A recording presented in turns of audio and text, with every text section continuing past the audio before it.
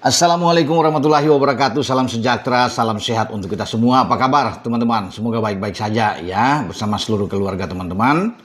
Dimanapun teman-teman berada, tetap semangat. Dan saya bicara soal Liga Super Indonesia yang semakin menegangkan. Kenapa menegangkan? Pasti teman-teman juga sudah tahu. Kemarin Persib Bandung, pemegang gelar back to back sebelumnya di Liga 1 yang menjadi juara, kali ini semakin ditekan oleh Borneo. Hasil imbang 2-2 dengan Dewa United itu yang membuat sekarang selisih poin antara Persib dan Borneo yang ada di puncak klasmen ya, karena mereka 1-2 sekarang, itu berselisih 2. 65, 63 dalam 28 pertandingan. Masih menyisakan masing-masing 6 laga ke depan, baik Persib maupun Borneo.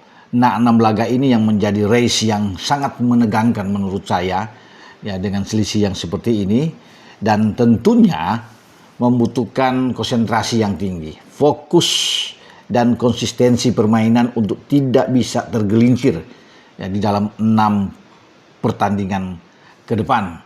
Ya, kemarin kalau Persib menang tentunya akan lebih aman ya, tetap mereka akan mempertahankan dengan selisih 4 poin itu dari Borneo, karena sebelumnya kan Borneo mengalahkan PSM Makassar dengan 2-1 di markas lawan. Sebuah keuntungan besar bagi Borneo yang tentunya tidak ingin melewatkan kesempatan untuk terus memberikan tekanan terhadap Persib. Sekarang sudah dengan 2 hasil imbang 2-2 dengan Dewa, membuat mereka tentunya lebih termotivasi untuk bermain lebih baik lagi ya. Apalagi pertandingan next untuk Borneo kan di kandang Semen Padang, sementara Persib akan balik juga ke kandang, karena kemarin setelah lawan Dewa itu Persib akan menjamu Arema ya untuk di kandang. Kalau bicara di kandang, bagi Persib saya pikir tidak perlu untuk terbantahkan dan diragukan. Mereka adalah satu-satunya tim yang 100% sampai saat ini ya, untuk tidak kalah, tidak imbang di kandang. Semua disapu bersih, dan itu menjadi tujuan utama bagi tim asuhan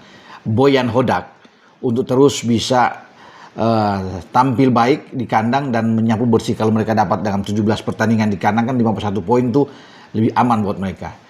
Jadi untung saja kemarin tuh Persib tidak kalah, karena kan sudah tertinggal dengan 2 gol. Alex Martins dan Ricky Kambuaya membuat 2 gol itu.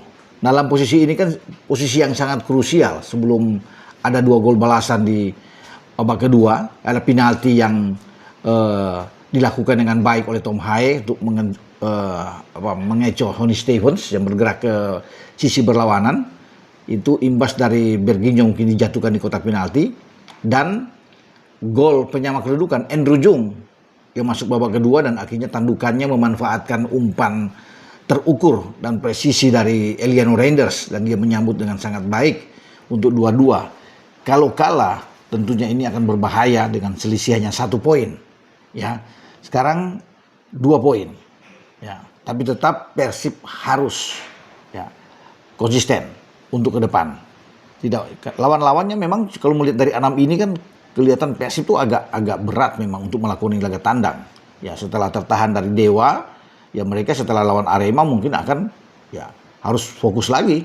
Bayangkara, ya tidak mudah untuk mengalahkan Bayangkara. Ya, ada Bayangkara sebelum balik ke kandang lagi, karena mereka kan di kandang itu masih ada PSIM, masih ada Persijap setelah Arema ya.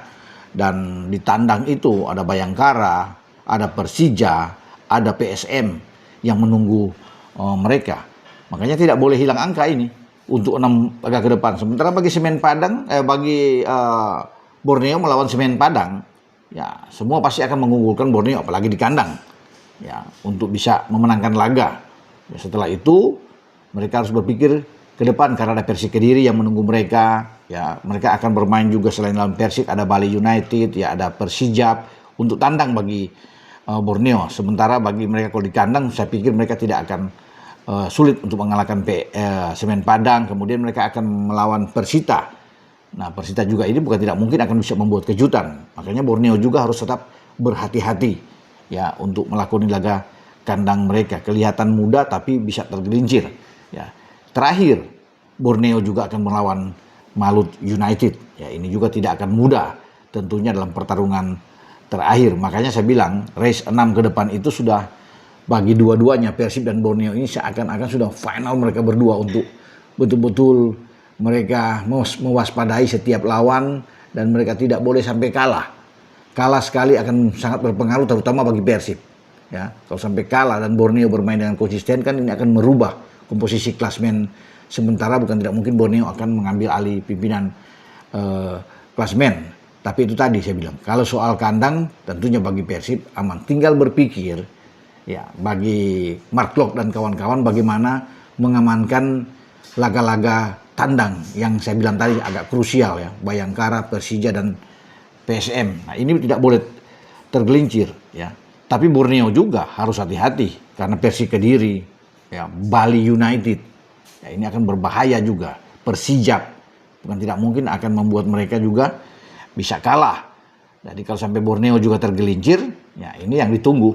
Ya tentunya oleh kubu Persib untuk tetap mereka bisa memenangkan semua laga dan berharap bahwa Borneo akan mendapatkan satu ganjalan, ya 1-2 ganjalan di saat akan tandang, ya melawan ya 3 tim tadi yang saya bilang kan, Kediri, ada juga dengan Bali United dan Persijap. Pertandingan terakhir juga tidak mudah bagi Borneo karena Malut pasti akan habis-habisan juga untuk bisa bermain. Karena memang ketika bermain di Malut, Borneo bisa memenangkan pertandingan. Tapi tentunya Malut akan berusaha untuk mereka paling tidak bisa menahan imbang Borneo. Ya, karena di sana kita tahu ada ex pemain-pemain Persib yang bermain ya. Ada Ciro, ada David, ada Tiron, ada di sana ya. Ada Frangga di sana ya. Jadi ya mereka mungkin saja akan berjuang buat Persib di pertandingan terakhir. Boyan memainkan kemarin starting 11 dengan starting 11 yang saya pikir oke ya, kalau bisa melihat di awal bagaimana Teja, Kakang di kanan, Eliano di kiri, ada Julio Cesar yang mengisi posisi Matrikardi, ada Barba, ada Tom Haye dan ada Mark Klok ya bermain mungkin dengan 4-2-3-1 ya. Di depan kita tahu ada Berginho, juga ada Beckham yang bisa bermain, ada Andrew Jung ya, yang ada William Barros. Jadi ini adalah materi starting 11 terbaik yang pasti akan terus dipertahankan oleh Boyan Hodak di setiap pertandingan, termasuk mungkin ketika mereka menjamu Arema untuk next game. Nah kemarin juga kelihatan setelah Alex Martin bisa membuat gol, dia juga diusir keluar lapangan dengan kartu merah. Bermain dengan 10 pemain ini agak sulit buat Dewa untuk mengimbangi intensitas serangan yang dikembangkan oleh pemain-pemain Persib setelah mereka tertinggal dengan 2 gol dan akhirnya membuahkan hasil itu dengan 2 gol balasan. Satu dari penalti Tom Haye yang begitu dingin mengeksekusi penalti ini untuk mengecoh Stevens yang bergerak berlawanan, dan akhirnya gol penyama kedudukan oleh Andrew Jung. Ya. Jadi Liga Super ini semakin hot di laga-laga akhir dengan 2 tim yang akan saling memperebutkan gelar juara pada musim ini. Persib dan juga dengan Borneo. Dengan saya Bung Ropan, ciao.